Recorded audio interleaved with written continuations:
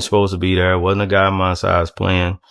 And a guy, I don't think under 6 feet ever won a slam dunk contest, let alone be in it. You go out there and mess up. That's all they gonna remember, because for folks look for stuff like that. So I had to be on my A game. I must tell you, I did not know he was going to do some of the dunks he did, because we never seen him do that before, because he never worked on it in practice. So it kind of shocked me with a few things that he did. You hear Neek say, that we didn't even see him practice, or where did he get all these dunks from? Because after practice, I was, watching Doc and them, seeing what the NBA is about. So I never had no chance to just sit around after practice and practice dunks. Neek came talking about put the cape on. I guess his thing was taking over a game, was putting his cape on and taking us on his back and winning the game for us. I think that's where he got that from. I mean, some of them dunks he did where he threw in those timing dunks and he jumped and pumped them in the air.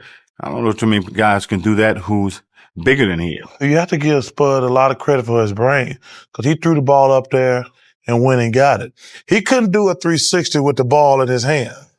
But if he threw the ball, he could do a 360, then dunk it. But you got to give him a lot of credit for being smart. I think at that time, the difficulty that Spud Webb had in his dunks were probably mammoth, because the things that he did, no one had ever tried before. These were the first time we were seeing people throw the ball up and lob it and catch it. So he was an innovator. I was happy to see him win, because all the odds was against him anyway.